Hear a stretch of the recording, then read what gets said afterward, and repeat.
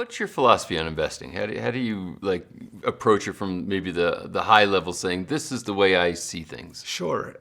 Investing is about investing wisely in making transactions. And this is not something that we have in school. We have economics and finance, but investing is different.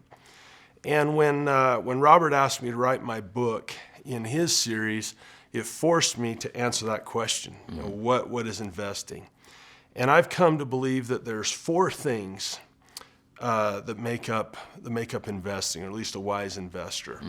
The first 2 have to do with gathering information.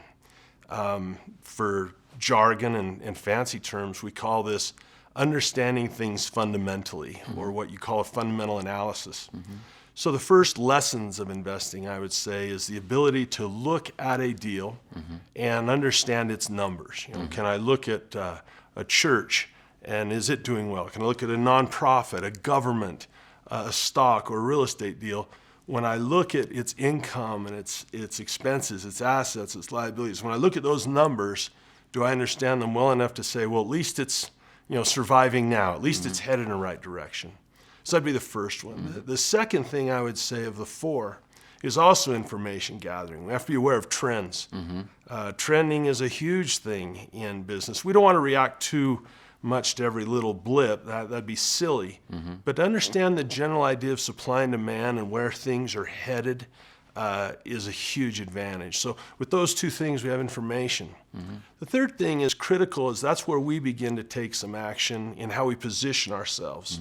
For example, not much I can do about a report that comes out on a particular stock. The numbers are what they are.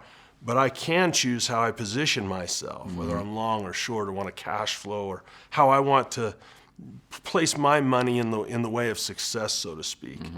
And then the fourth thing is the one that I think is the most important thing to learn in investing, and that's the idea of managing risk.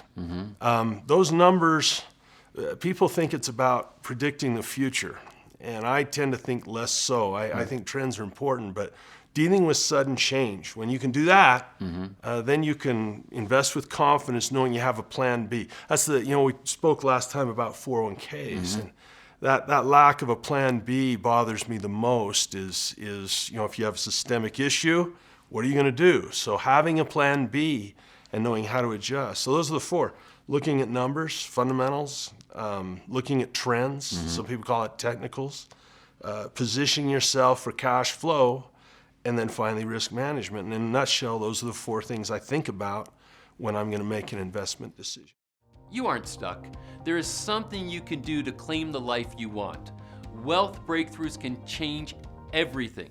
Yours is waiting. For the first time ever, Mastering Wealth is about to go from hard to easy with Wealth Breakthroughs.